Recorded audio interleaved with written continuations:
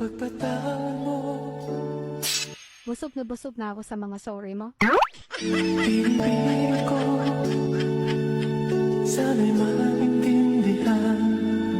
Lahat na inintindi ko. Kahit na ngayon mali, ginagawa kong tama para sa'yo. Alam kong kailan lang tayo nagkatagpo. Kung alam ko lang, dapat hindi na kita pinansin at tatulog na lang ako. Masisip na ako pagtakan.